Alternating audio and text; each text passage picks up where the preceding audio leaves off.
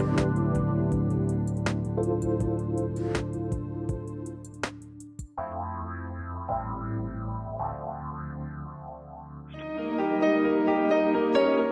to the Dr. Pat Show. Talk radio to thrive by. Powerful, inspiring, and coming to you live, bringing you stories of people like you and me, busting through and living life full out. Get ready to dare to wonder what your life would be like if you knew you could not fail.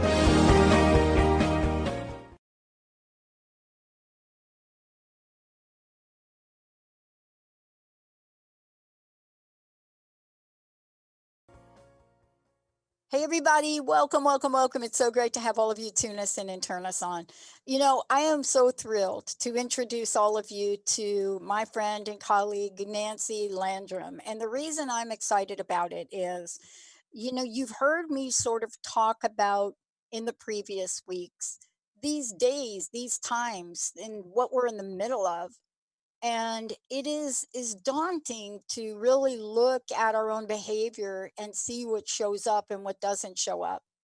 And you know, someone told me a long time ago that, you know, the best and the worst of us shows up at times that we're under the most stress. But what's the difference between how we shift from one place to the other? You know, how is it we go from how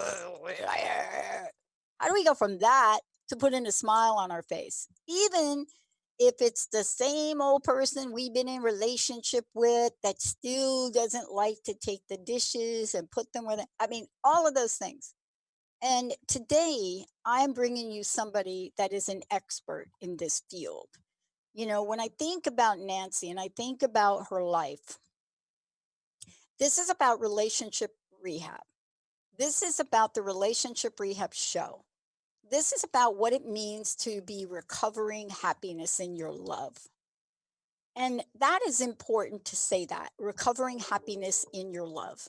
What does that mean? What does that say to all of us? Well, what it says to me is you have it within you.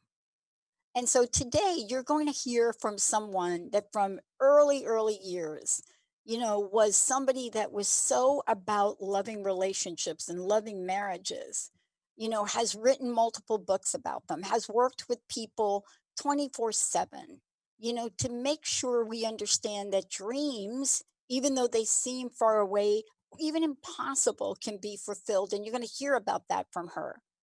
But as you look in all the exhaustive books that are out there, the seminars, the pastors, the counselors, everybody you've ever been to on any sort of level of things, it's difficult to know that they get you. But you're going to hear from someone that has figured this out at so many levels and now works with people all over the world. And here's what I want to say today as we get started, because today's episode is this: is disrespect killing your love? Is disrespect, and I want to just change it up a little bit. Is disrespect killing your love? Is disrespect killing your friendship? Is disrespect killing the relationships you have at work? Is disrespect killing fill in the blanks? Nancy, it's great to have you. Thank you so much. I'm so glad to be here with you. You're talking about, like, you're talking my language here. And, you know, this is one of these words. And let's start off with the word respect. I shared this with you a while ago. In my research, I was able to ask people what it was they felt that they were obligated to receive. Not just like, what do you think you should expect? I mean, obligated, like, man, I like, you promised me. 98.9% of everyone asked in 4 different studies I did picked respect. I love that. I love it. It's at the top of your list. Tell us why. Well, I, at a very young age, decided I was going to have a more loving marriage than it looked like my parents had. My first husband unexpectedly died at a very young age, and I was a single mom for a while. But then I met Jim Landrum. He was also widowed. Between us, we had 5 children. and we were blissfully in love. We were older. We thought we could handle anything, but we were blindsided by the very unique challenges of step-family life. What started out to be a very small issue gradually over a few years grew until it was dominating our relationship. We had no trouble treating each other nicely and with respect when we were in agreement, but when we disagreed, our communication skills just kind of disintegrated. We were fighting all the time. We were hurting each other. We wanted to stop. We wanted to treat each other well, but we didn't know how. And we diligently looked. We went to workshops, we went to therapists, we saw pastors, we read books, but we couldn't seem to get the answer to our question, how do I treat this man with respect when I'm so mad at him? I wish he'd die in his sleep, you know? We finally found a coach that began to teach us some very simple communication methods that are so simple, a 2-year-old can learn them. Right. But they're very hard to practice when your whole adult life has been spent using other methods of communication. Very disrespectful methods. My favorite was a sarcastic put down. I was really good at putting Jim down with sarcasm. He was really good at the finger pointing, you accusations, you did this, you did that. And each of us reacted in a very typical way with defensiveness and counterattack, and arguments would escalate. And we were sick of hurting each other. We didn't want to, but it got to the point where when I didn't know this until later, but I said to my coach, I don't respect him anymore. And I don't love him anymore. I'm sorry, back up. I don't respect him anymore. And if I don't respect him, I don't know how much longer I can love him. And I didn't find out until later when Jim and I compared notes that he was telling her at the same time, I don't love her anymore. Well, we didn't realize at that time that our disrespectful behaviors toward each other came very close to killing our love. Yeah. I want to ask you a question because this is all part of this, and I'm so glad you're taking this on because I found myself with a question, and I want to say the question, and I would love for you to comment on it. The question that I said to myself and then out loud was this: when did you stop liking me? Now, that's an interesting question. That is not my nature to ask that question. What's underneath that question? Does that question help anything? No, I don't think it does. But it's a sense that we get in relationships, and how many times have you heard this? I love you, but I don't like you. What is the dance between like and love? Because you're helping people restore love. Yes. What do you think the rabbit hole is that we go down with that one? Well, back to your question, I think it's very normal to not like someone who's treating us disrespectfully.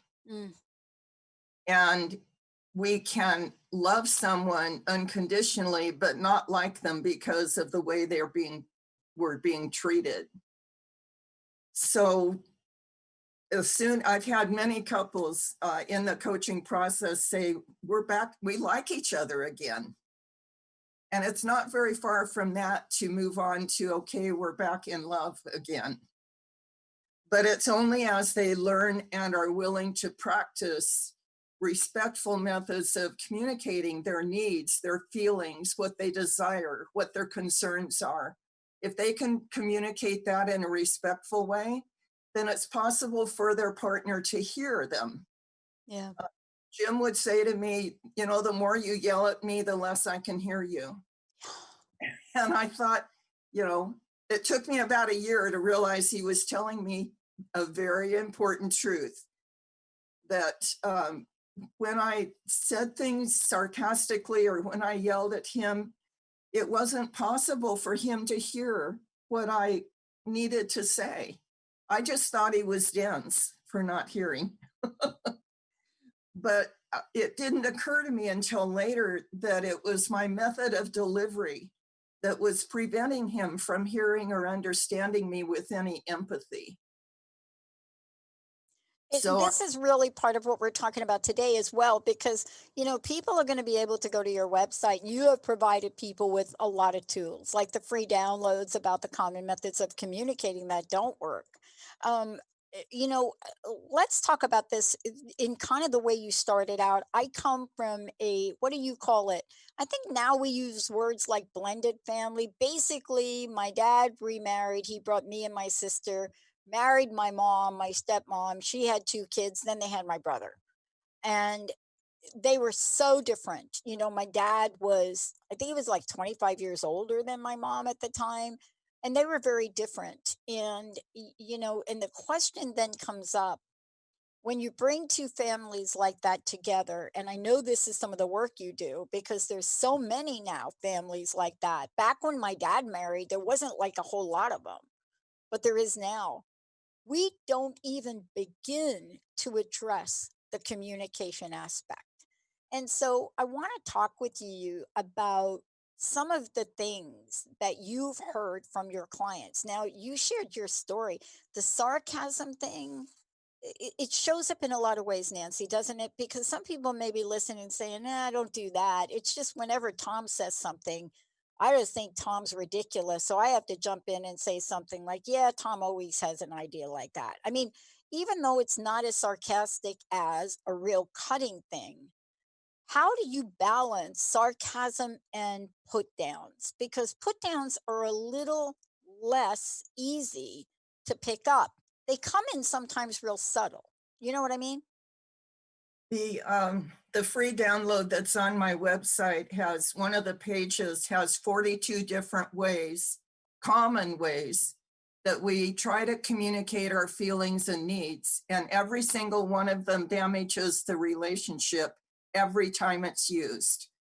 And it doesn't really matter if you're in a step families. There are now more step families than nuclear families. And step families have considerably more stress than nuclear families, but it doesn't really matter the source of the conflict. It's just if you are in conflict and you use these disrespectful methods to try to communicate, it's going to damage the relationship and make it much harder to find a resolution. I love this. We're going to take a short break, Nancy. When we come back, we're going to give you Nancy's website so you can go in, not just download. Let me tell you about what you're going to find when you go there. You're going to find a ton of resources. But the other thing is, Nancy works with others. This is what she does. And whether it's how to stay married and love it, whether you're newly married and you don't know what that's like, whether you're really suffering from the stress of the world outside, there are solutions. And you're going to get it from somebody that knows what that road is like and is so sought after right now. This is for you all. Let's take a short break. When we come back, I'll make sure you have access to everything.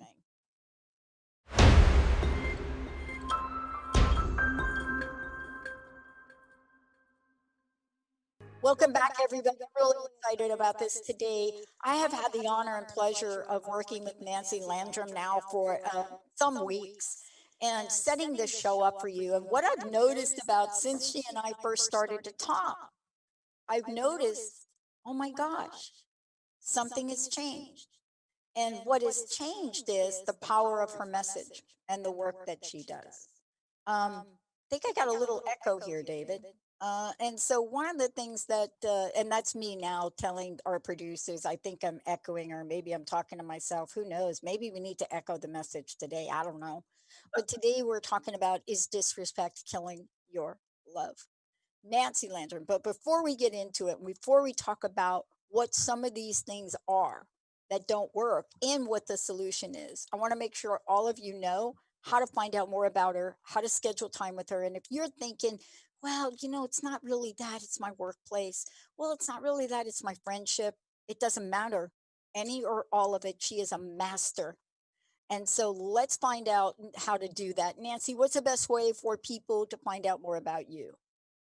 Go to my website, nancylandrum.com, and go to the page where it says Contact Nancy, and just fill out the form.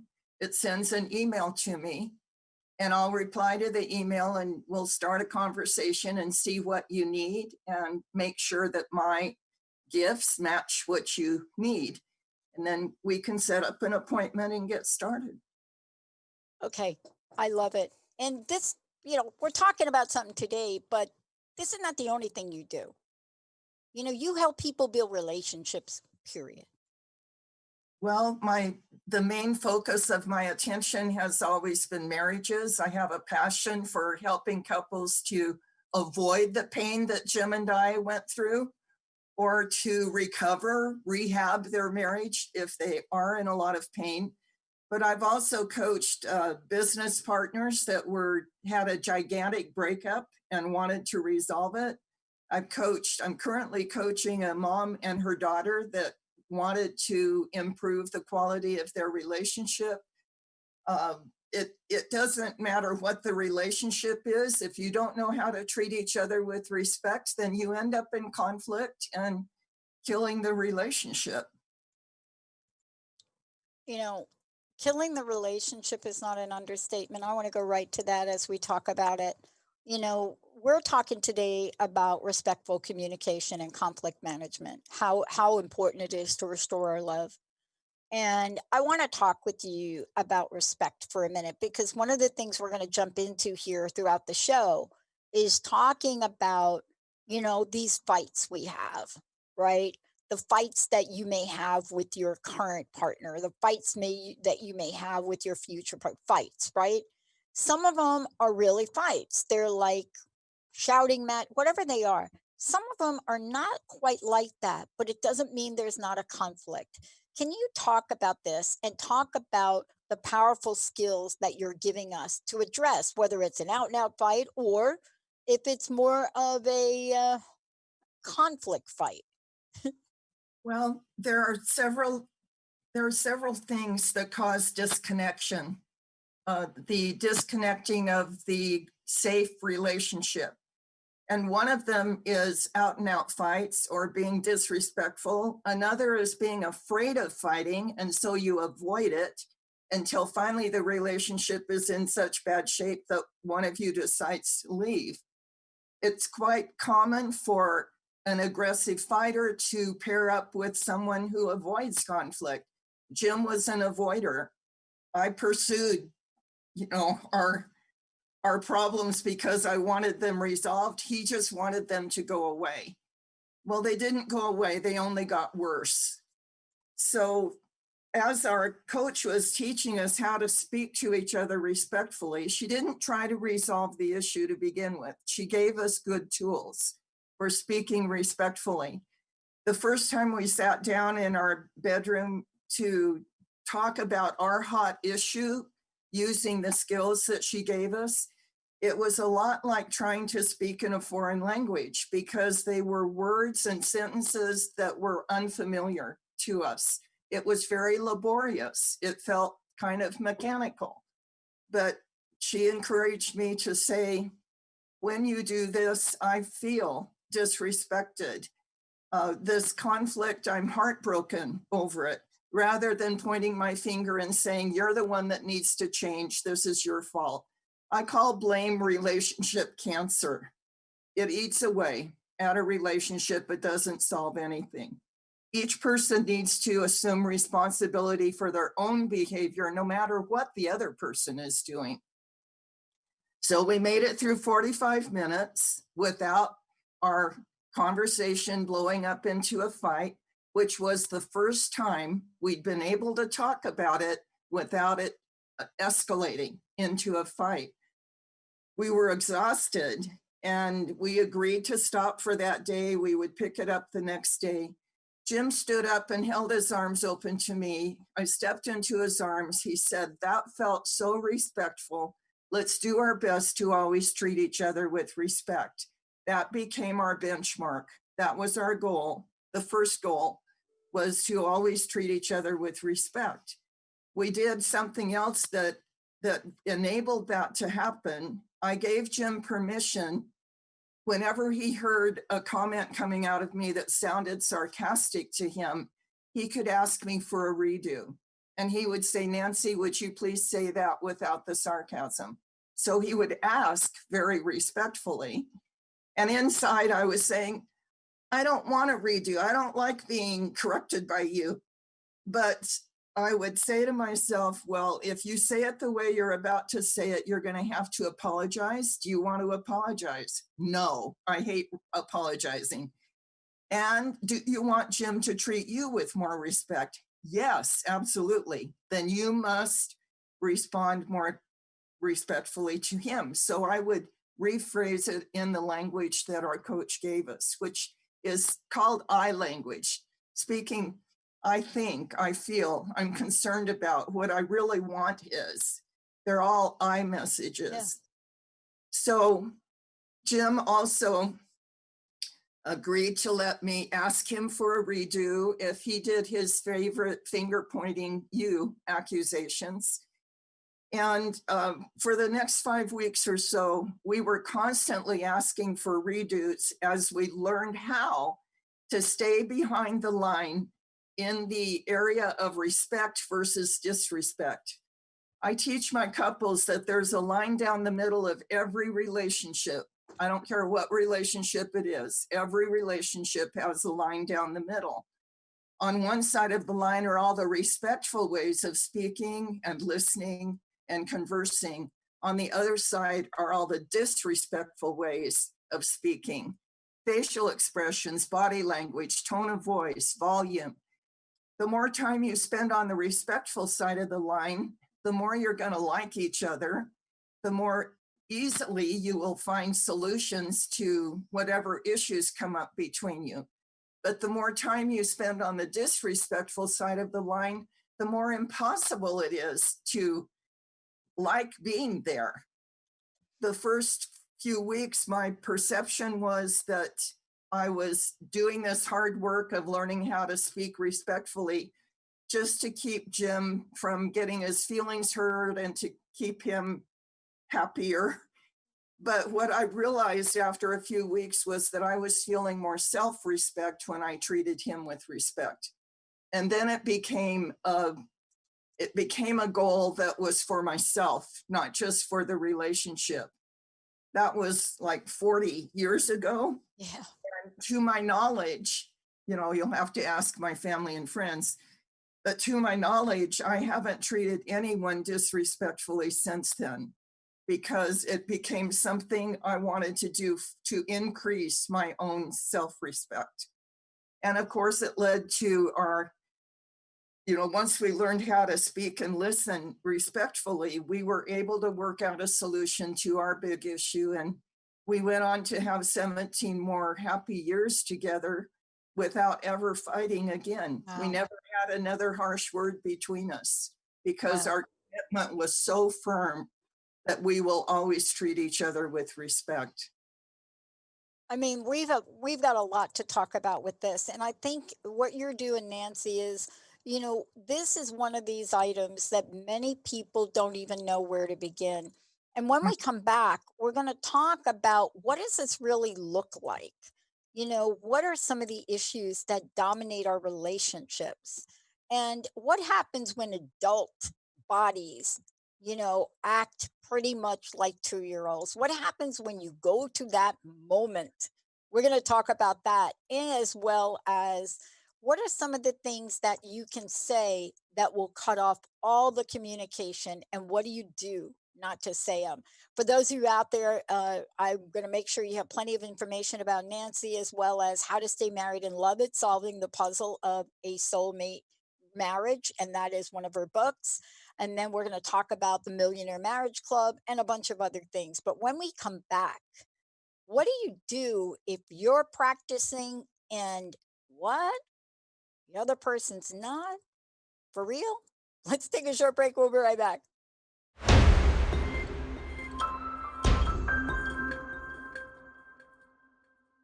Hey everybody, welcome back. I'm just warming up with Nancy. You guys, so David, you're recording all the breaks, right? I think David's recording all the breaks, right, David? Are you doing that? You got him on Zoom or something, don't you?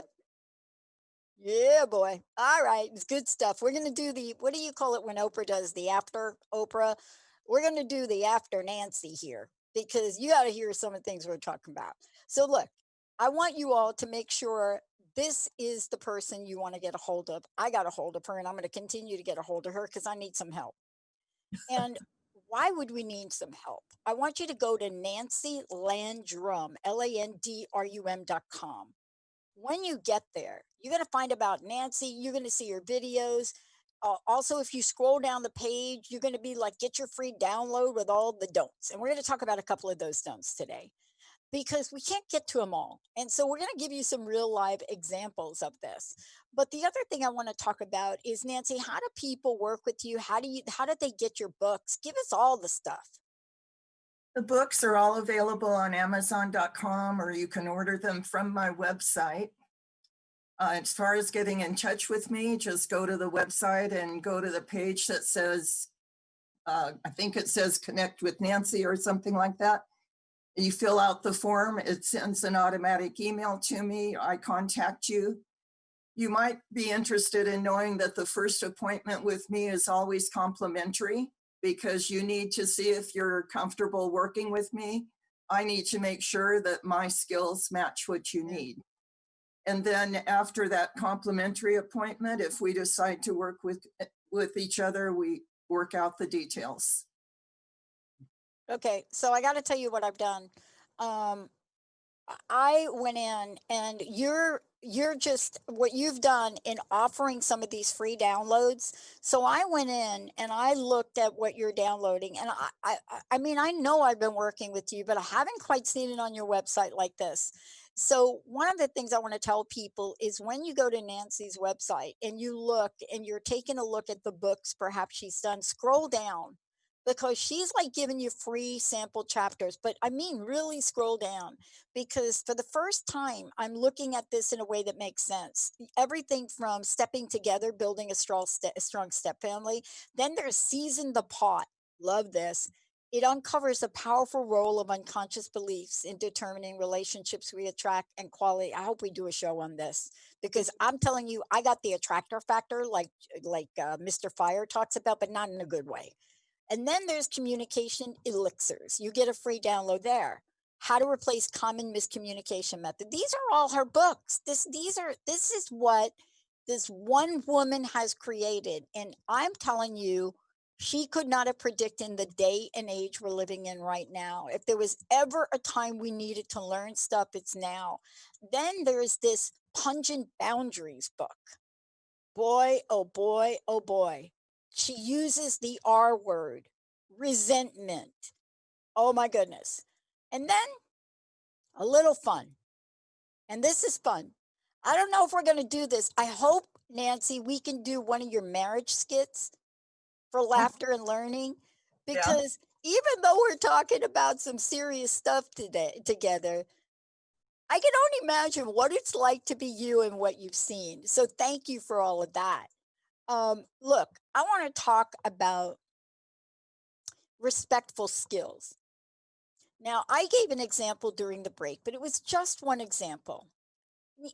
But can we talk about this thing where maybe one person, and I'm going to say attempts because this is a journey.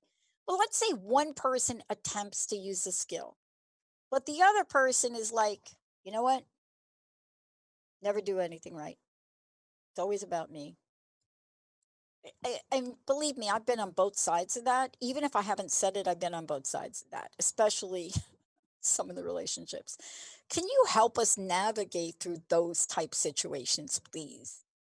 That was one of Jim's favorite responses whenever I tried to bring up something.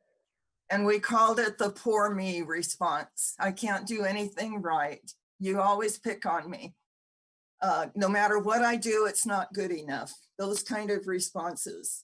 And I used to stop what I brought to him, respectfully brought to him an issue I wanted to talk about.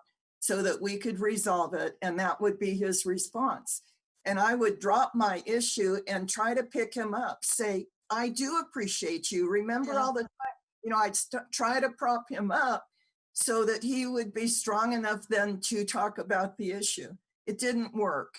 And finally I said to Jim, you react in a way that takes the focus off the issue and onto you, and that doesn't help us resolve the issue. It's like you don't want to ever hear about anything that might need attention from me. You want to pretend that everything is always 100% wonderful, and to deflect the conversation, you make it about you. and it doesn't work. And when I confronted him with that, he, bless his heart, I have to give him credit, he never did that again. And that is what we're talking about here today too, and I didn't do this before, but Benny, I want to do it. For those of you on Facebook or listening to the show, this is where you get to ask Nancy a question. I mean, these are real things we're talking about. These are up close and personal for us. 1-800-930-2819. And of course, David will be watching on Facebook, facebook.com Transformation Talk Radio. But you can call in if you have a situation with your boss, with your loved one, with your marriage, whatever that is. Give us a call and get some help now. We're getting ready to roll into the holidays, and this is where respect gets battered by so many things. 1-800-930-2819. Look, can we talk about some of the don'ts on your list? I know people can download them for free. Can you just give us a sneak peek about some of them? It's interesting that many couples that take the quiz, that's the free download, tell me they didn't even know that those things were disrespectful, like interrupting or talking over someone or giving advice when it hasn't been asked for. That's one of the big ones. We like to give advice to each other, but if your friend or your partner hasn't requested it, what you're communicating is, I'm smarter than you. I can figure this out and you can't. You need my help. It's very disrespectful. If you've got advice to give, then ask, are you open to a suggestion? And if they're open, great. If they're not, then keep your mouth shut. I'd really like to get into what do you do when you get triggered and your anger is so great that you can't be respectful? Thank you. That is when the 2-year-old inside, the one that lives back here in our, what we affectionately call the lizard brain, when you get triggered and your anger is exploding, and you know that you're about to say or do something disrespectful, then it's time to practice some good anger management skills. Jim and I were taught to stop and get away from each other. So if I was the angry one, I would ask for a timeout. And I would go write in my journal, and I'd let that 2-year-old inside write down every nasty thing she wanted to say to him. But I'd write it into the journal rather than attacking him with it. And then when I finally calmed down, when the toxic energy of anger had drained out of my body, then I could go back and pick up the conversation with respect. Jim didn't like writing in a journal, so he bought a little micro cassette recorder, which everybody has on their cell phone now. And when he was too angry to be respectful, he would drive to a nearby park. He would park in a corner where no one could hear him, and he'd start the recorder and begin telling me off. He just let her rip. He'd say everything that he wanted to say to me, and furthermore, and then he'd rewind and listen to it again. And he said finally it would start to sound funny to him because the anger had drained out of him into the tape recorder. And then he was ready to come home and talk about whatever the issue was, but maintain respect. So we definitely needed good anger management skills. At the same time, we needed to learn how to speak respectfully to each other, how to listen. What, Dr. Pat, what do you think most people are doing when they act like they're listening? They're not. What are they doing? They're waiting to talk. They're formulating the rebuttal. Yeah. Is that the same as like you're not really listening, you're just waiting to talk? Yes. Yeah. Boy, how do we catch that? Because we know we're doing it, kind of, don't we? Don't you think we know? But if we knew what it looked like or felt like, maybe we would hit the pause button, you think? My personal belief is that after food and water and air and shelter, our number one emotional need is for someone to really get us to hear and understand where we're coming from. And we have the awesome, powerful ability to give each other that comforting, connecting moment if we're willing to listen for the purpose of understanding the other person, not just listening until we get our chance to have our say. So that one of the skills I teach couples is how to listen for the purpose of understanding your partner. And often when both partners are speaking with respect and listening for the purpose of understanding, the level of their communication deepens, and finally their hearts are softened toward each other. They're feeling empathy for each other's position. Yeah. And in that spot, they can work out solutions to whatever the conflict is. You know, Nancy, I mean, this is so important because we are faced now, and let me jump over to this for a minute. We are faced now in every day of our life with the level of stress that none of us could see coming. And I just want to talk about in America and United States for a moment. I'm sure it's different other places. But there are points, and I to go to your comment about triggers. There are points now where what we see, or at least what I see in the ladies I work with, is that on the surface you're not hearing it, but inside it's like a ticking time bomb. Yes. Right? It's like that. I don't know what we call it. Remember during the break where I said to you, look, there is the reaction like when you throw the frog into hot water, boom, it jumps out. That's a reaction. That's a response. That's what happens when somebody attacks you. You're like fight or flight, right? But if you put the frog in cold water, and trust me, folks, I don't do this to frogs, but it's an analogy.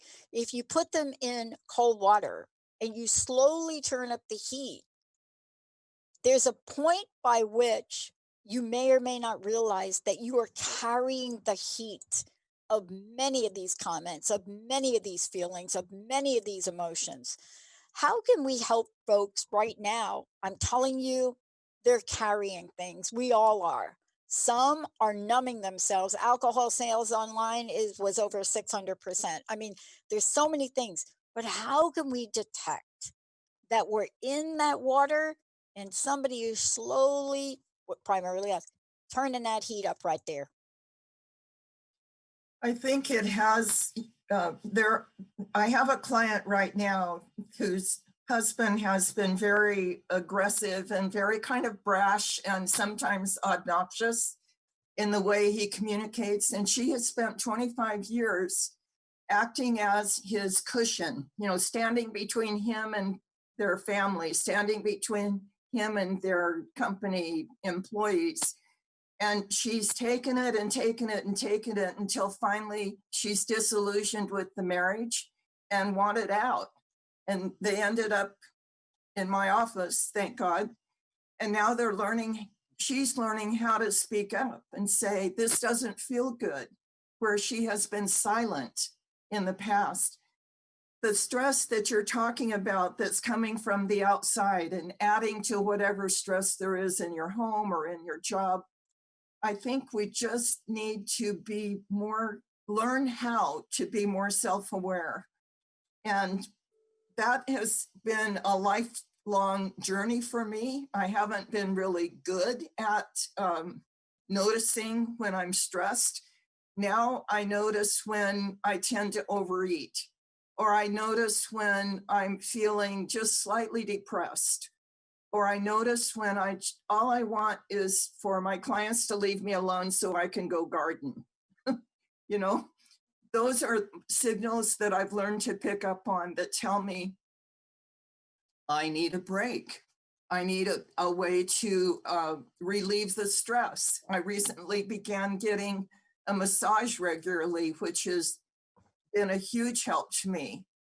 I have 2 or 3 friends that are able to, if I tell them, I just need to download for the next 5 or 10 minutes, can you listen? And they're good friends and they understand the process. They're able to listen. I think journaling is a wonderful way to download emotions that may be building up inside. Our bodies are not designed to carry that load of stress for very long. Our health breaks down when we hang on to things that are heavy and burdensome and we don't know how to get the energy of them out of our bodies. Venting, help my son. He's going to hate me for saying this online, but my son is a police officer, and he called the other day. He recently took a new job as a sergeant, and he spent I think about 30 minutes telling me about all the problems in this new office that he's being faced with, that he's expected to resolve, because he's on, he's kind of in it. It's a new position for him, so he's being evaluated. And at the end, I said I needed to leave because I had an appointment, but I said, I'm really, really happy to just listen whenever you need to vent. I don't have any advice. I don't know what to tell you. And he wouldn't be open to my advice anyway, frankly. But he said, thank you, Mom. I guess I just needed to vent. So let me tell you what I call that. Probably he's not going to be a Nancy, but Linda and I have been friends for a really long time. And so one of the things is that I would have to call her, because I got to tell you, my best friend is a triple Virgo, and I'm telling you, she can fix whatever you need fixed. It doesn't matter what it is. She's the glue on our team. She's the one that you'll talk to and she'll say, "Hey, Nancy, can you talk to Pat?" Right? I mean, you've talked to Linda, you know her, right? Yes, We're yes. really different, and all of us, and especially Nancy, especially Linda, Jessica, and me. We're very different, all of us unique in our own ways. Um, I have literally had performance reviews that have said, this this girl's from another planet. I mean, literal executive performance reviews. She is from another planet. She's got great ideas, man. She gets stuff done, but I'm telling you, she's from another planet. We think sometimes a little alien baby has taken over her life.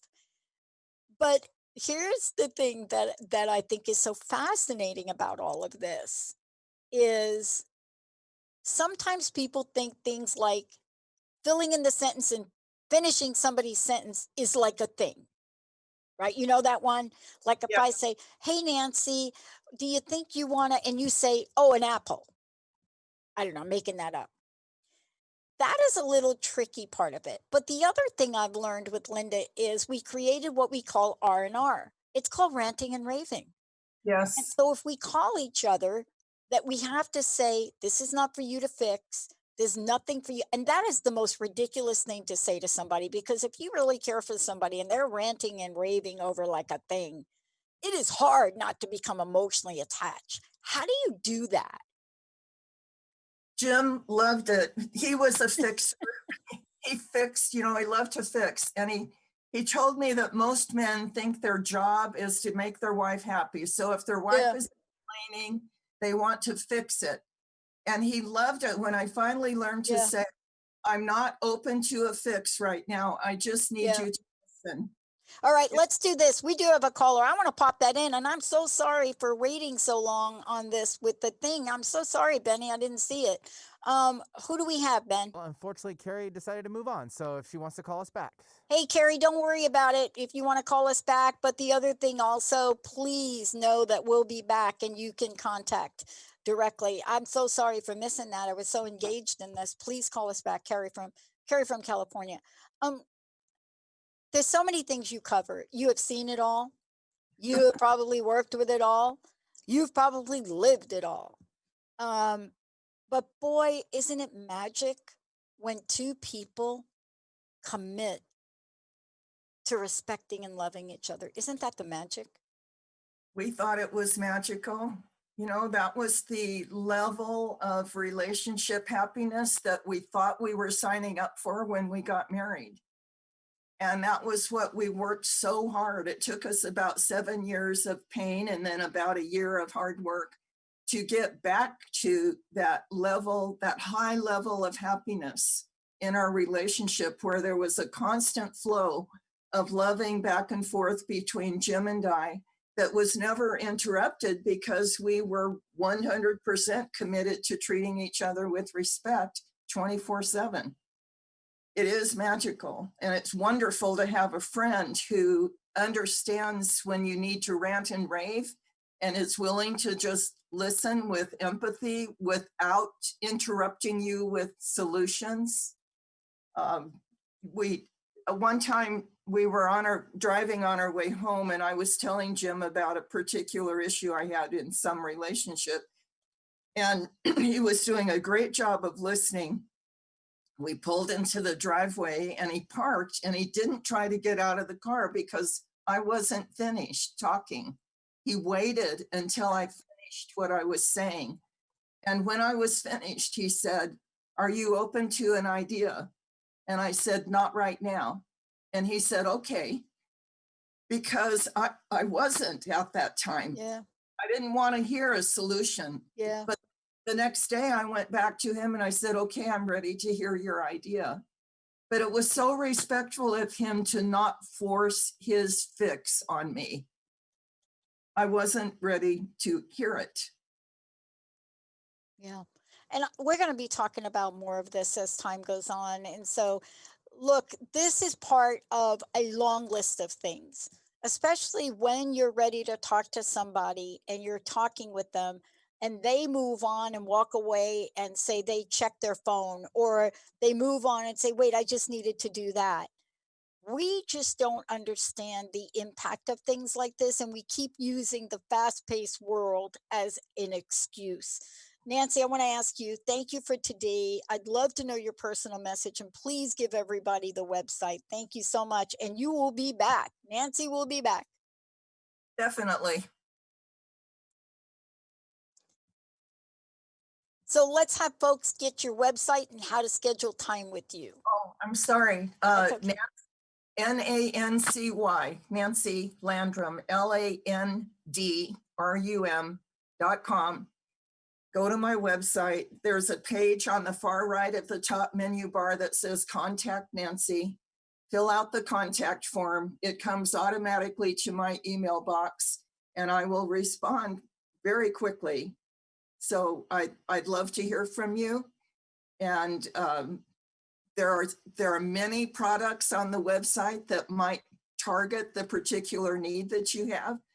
There's the online relationship skills course that is called the Millionaire Marriage Club, and it's a full course. I've also broken it down into small mini courses that you can sign up for, or there's the books, or you can see what you might like to do as far as a coaching package with me. I love it. Nancy, thank you so much. Personal message, what would you like to leave us with today? Until you have been willing to look at your own behavior and change your own behavior, you have no right to say the relationship is dead. I love it. Nancy Landrum, everybody. I'm Dr. Pat. More coming up on transformationtalkradio.com. See you next time.